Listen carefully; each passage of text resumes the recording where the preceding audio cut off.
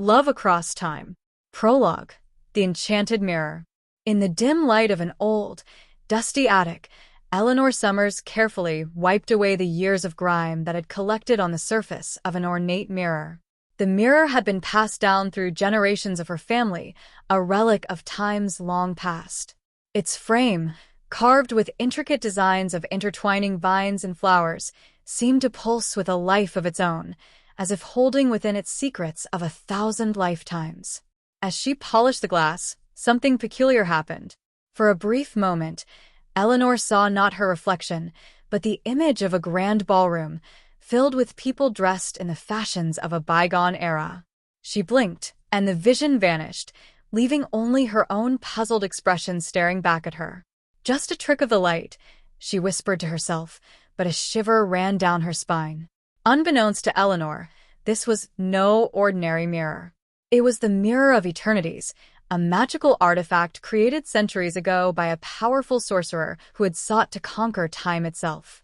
The mirror had the ability to connect two souls across different eras, allowing them to meet and, if fate willed it, to fall in love. But the mirror's magic was as dangerous as it was potent, for time was a force not easily tamed, and those who sought to bend it to their will often paid a heavy price. Chapter 1. The First Encounter. It was a rainy afternoon in 2024 when Eleanor first experienced the mirror's full power. She had always been a curious and adventurous soul, drawn to the mysteries of history and the allure of the unknown. That day, as she stood before the mirror, lost in thought, she felt a sudden tug at her heart, as if something, or someone, was calling out to her from deep within the glass. The room around her seemed to fade, the rain pattering against the window becoming a distant echo. She reached out, her fingers brushing against the cool surface of the mirror. The world spun, and Eleanor found herself standing in a place she had never seen before. She was in a grand hall, its marble floors polished to a shine, its walls adorned with tapestries depicting scenes of knights and kings. Chandeliers hung from the ceiling, their crystal droplets catching the light of 1,000 candles. And there, at the far end of the room, stood a man. He was tall, with dark hair and a sharp, noble face. His clothes were unlike anything Eleanor had ever seen, a rich doublet of deep blue velvet embroidered with gold thread. But it was his eyes that captured her attention, deep, soulful eyes that seemed to hold a lifetime of stories. "Who are you?" he asked, his voice a mix of surprise and intrigue. Eleanor took a hesitant step forward. "My name is Eleanor. And you?" "I am Alexander, Duke of Ravenswood," he replied, bowing slightly. "But how did you come to be here? This is the year 1624, and you are dressed as no woman of this time." Eleanor looked down at herself, realizing with a shock that she was still wearing her modern-day jeans and sweater. I don't know," she stammered. "I was at home in my attic, and then—" "The mirror," Alexander interrupted, his eyes widening in realization. "The Mirror of Eternities. It must have brought you here." Before Eleanor could respond, the sound of approaching footsteps echoed through the hall. A group of courtiers entered, their eyes narrowing as they took in the sight of the strange woman standing beside their duke. Whispers spread like wildfire, suspicion and curiosity mingling in equal measure. "We must leave," Alexander said urgently, taking Eleanor's hand. "There are those who would see you as a witch or worse. The mirror's magic is not known to many, and we cannot risk them finding out." Eleanor allowed herself to be led through a hidden passageway, her heart pounding with a mixture of fear and excitement. She had always dreamed of visiting the past, of seeing history with her own eyes, but this was beyond anything she could have imagined. As they hurried through the dimly lit corridors, Eleanor couldn't help but steal glances at the man beside her. There was something about him, something that made her feel as though they were connected in a way she couldn't explain. It was as if she had known him all her life, though she was certain they had never met before. Finally, they emerged into a small, secluded courtyard. The rain had stopped, and the sky was clearing, revealing a crescent moon hanging low on the horizon. Alexander led her to a bench beneath a towering oak tree, and they sat in silence for a moment, each lost in their own thoughts. "I don't understand," Eleanor finally said. Why did the mirror bring me here? And how do I get back? Alexander looked at her with a mixture of sadness and determination.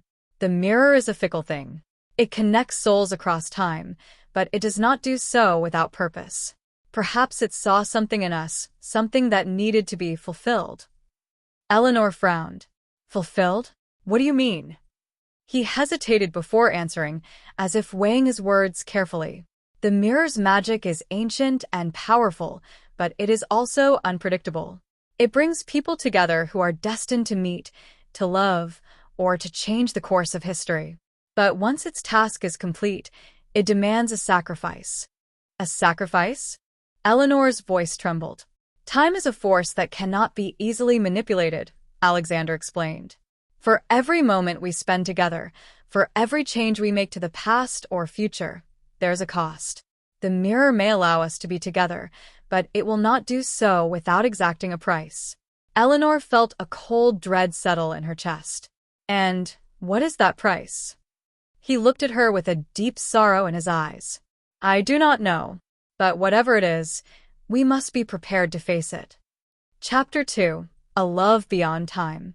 Over the next few days, Eleanor found herself torn between two worlds, the modern life she had always known and the strange, enchanting world of 1624. She spent hours with Alexander, exploring the estate of Ravenswood, learning about the customs and traditions of his time, and sharing stories of her own.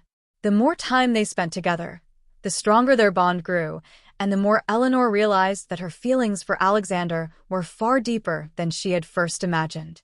But as the days turned into weeks, the looming threat of the mirror's price hung over them like a dark cloud. They knew that their time was limited, that the magic that had brought them together could just as easily tear them apart. One evening, as they walked through the gardens, Eleanor turned to Alexander with a determined look in her eyes. There has to be a way to stay together, to find a future where we don't have to pay this price. Alexander sighed, his expression weary. I have searched for answers, Eleanor, but the mirror's magic is beyond our understanding. I fear that any attempt to alter its course may only make things worse. But we can't just give up. Eleanor insisted. There must be something we can do, some way to break the mirror's hold on us. He took her hint, each touch warm and reassuring. We can tear away, but we must be careful. The mirror is not just an object, it is a force of nature, and forces of nature do not like to be defeated.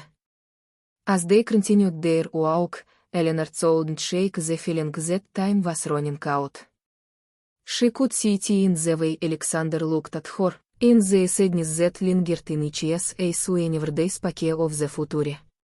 She knew that he was as afraid as she was, that he too longed for a way to stay together without paying the ultimate price.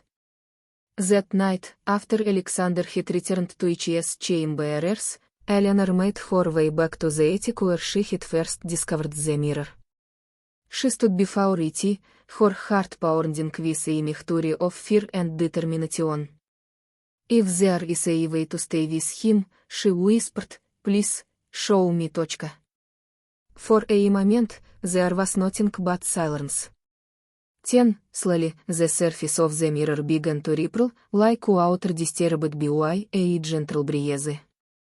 Images flashed before her as visions of the future, of a life with Alexander, of the moments they could share if only they could find a way to break free from the mirror's grasp. But with those visions came others darker, more ominous images of the consequences they would face if they dared to defy the mirror's will. Eleanor saw herself standing alone in a world where Alexander had never existed, where the love they had shared was nothing more than a distant memory. She saw the pain and loss that would follow if they tried to alter the course of time, and the destruction that could be unleashed if they failed.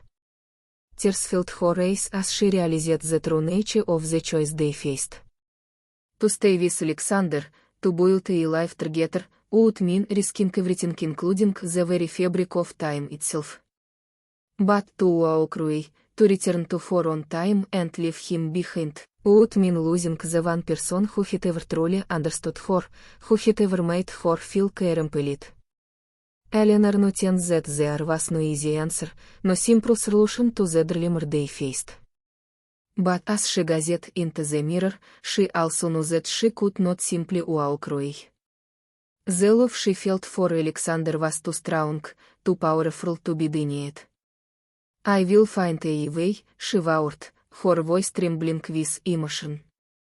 "I will find a way for us to be together, no matter the cost. Chapter 3: The Price of Love. The following days were a blur of research and desperation. Eleanor and Alexander pored over ancient texts, consulted with scholars, and sought out anyone who might have knowledge of the mirror's magic.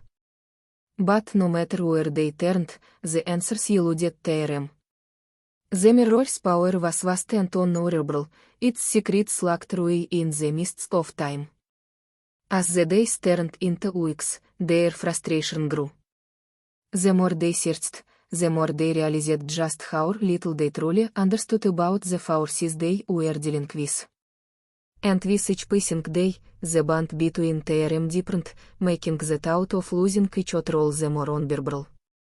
It was during one of these long, sleepless nights that Eleanor stumbled upon a clue: an ancient manuscript hidden away in the deepest recesses of the estate's library. The manuscript spoke of a ritual, a way to sever the connection between the mirror and its chosen souls. But the ritual was dangerous, requiring a sacrifice that could change the course of history itself. "We can't do this," Alexander said when Eleanor showed him the manuscript. "The risk is too great. If we fail, we could destroy everything we hold dear. But if we succeed, we could be free," Eleanor argued. "We could build a life together without the mirror's shadow hanging over us. Alexander looked at her, his eyes filled with love and sorrow. "And if we fail? What then? What becomes of us, of our love, of the world we know?" Eleanor took his hand, her heart reaching with the weight of the decision they faced. "I don't know. But I do know that I can't lose you, Alexander. Not now, not ever. He pulled her into his arms, holding her close as if trying to protect her from the world. "Then we will do this together," he whispered. "No matter what happens, we will face it together. As they prepared for the ritual, the tension between them grew. They knew that this was their last chance, their final hope for a future together. And as the night of the ritual approached, they both found themselves haunted by doubts and fears, unsure of what the future held. On the night of the ritual, they made their way to the mirror, the ancient manuscript clutched in Eleanor's hand. The air was thick with anticipation, the weight of the moment pressing down on them like a heavy cloak. As they began the ritual, the mirror's surface began to ripple once more, the images within it shifting and changing with each word they spoke. The room around them seemed to fade, the walls dissolving into mist as the magic of the mirror took hold. For a moment, it seemed as if the ritual was working. The connection between them and the mirror seemed to weaken, the images within it growing fainter. But just as they thought they might succeed, something went wrong. The mirror's surface suddenly flared with light, and a powerful force swept through the room, knocking them both to the ground. Eleanor felt herself being pulled towards the mirror, the magic within it latching onto her like a vice. "Alexander," she cried, reaching out for him as she felt herself being drawn into the mirror's depths. But before he could reach her, the mirror's magic surged, and Eleanor was torn from his grasp. The last thing she saw was the look of despair on Alexander's face as she was swallowed by the mirror's light, the world around her dissolving into darkness. Chapter 4: A World Without Time. When Eleanor awoke, she found herself in a place that was both familiar and strange. She was still in the estate, but it was different, altered in ways she couldn't quite put her finger on. The air was thick with an unnatural stillness, and the world around her seemed to shimmer with an eerie, otherworldly light. She was alone. Alexander was nowhere to be found, and the mirror that had brought her here was gone. Panic surged through her as she realized the full extent of what had happened. The ritual had failed, and now she was trapped in a world that was neither past nor present, a place outside of time itself. Desperate to find a way back, Eleanor searched the estate, calling out for Alexander, hoping against hope that he was somewhere nearby. But no matter where she looked, there was no sign of him. The world around her was empty, a ghostly reflection of the life she had known. As the days passed, Eleanor began to lose hope. She was trapped in a world where time had no meaning, where the past and future were nothing more than distant memories. The love she had fought so hard to protect was now lost to her, and she had no idea how to find her way back. But just as she was about to give up, something changed. One day, as she wandered through the empty halls of the estate, she heard a voice that sent a jolt of recognition through her heart. Eleanor. She turned, her heart racing as she saw a figure standing at the far end of the hall. It was Alexander, his face filled with a mixture of relief and disbelief. "Alexander," she cried, running towards him. They embraced, holding each other tightly, as if afraid to let go. For a moment, it seemed as if everything was right again, as if they had somehow found their way back to each other. But as they pulled away, they both realized that something was still wrong.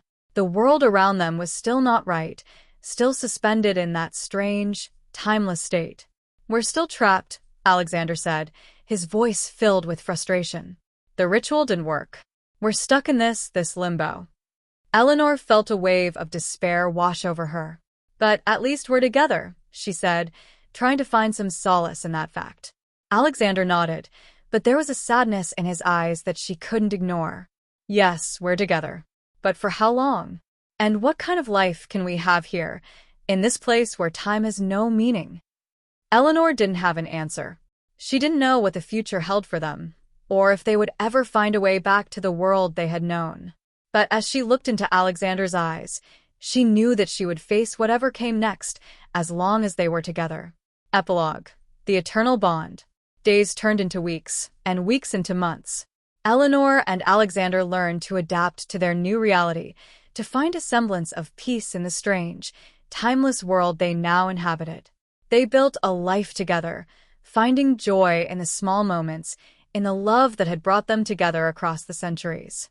But no matter how much time passed, they never stopped searching for a way back. They continued to study the mirror's magic, to seek out any clue that might lead them back to the world they had lost. And though they never found the way back, they found something else, an understanding that their love was stronger than time itself. That no matter where they were, or when they would always be connected, always bound by the love that had brought them together in the first place. In the end, it was that love that sustained them, that gave them the strength to face whatever challenges came their way. And though they were forever trapped in a world without time, they knew that as long as they had each other, they could face anything. For in the end, love was the one thing that could transcend time, that could survive even the most powerful forces of the universe.